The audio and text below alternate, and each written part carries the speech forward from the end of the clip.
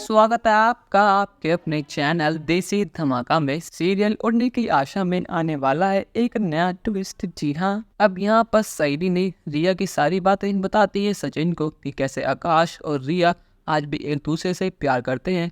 और सुनने के बाद तो सचिन भागा भागा गया है रिया के पापा यानी जॉय के पास और लगा दिए जमकर क्लास। वो कहता है कि तुझसे मैंने पहले ही कहा था ना कि अपनी बेटी को संभाल कर रख, फिर तूने मेरी बात क्यों नहीं मानी। तेरी बेटी कल मेरे घर पर आई थी और उसने मेरी भाई को से कहा कि वो मेरे भाई से प्यार करती है और वो शादी करना चाहते हैं। पर लेकिन तू शायद भूल रहा है कि तुझे मैंने पहले कितना मारा था। अगर तू भूल गया है तो मैं तो याद दिला दूँ।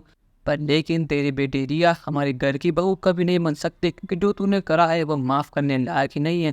यहाँ पर रिया की मम्मी कहती है कि आखिर तू होता ही कौन है हमें कुछ कहने वाला, और हमें कोई शौक नहीं है कि हमारी बेटी तेरे भाई से प्यार करे। आखिर तुम लोगों की हमारे सामने औकात ही क्या है। वो 2 कौड़ी का शेफ हमारे सामने क्या ही टिकेगा। हम इतने अमीर लोग हैं और तुम एक छोटे मिडिल क्लास फैमिली हो, तुम्हारा हमारा कोई मेल ही नहीं है। और तो हमारी बेटी रिया भोली है कि तुम्हारे आकाश ने उसे अपने प्यार के जाल में फंसा लिया।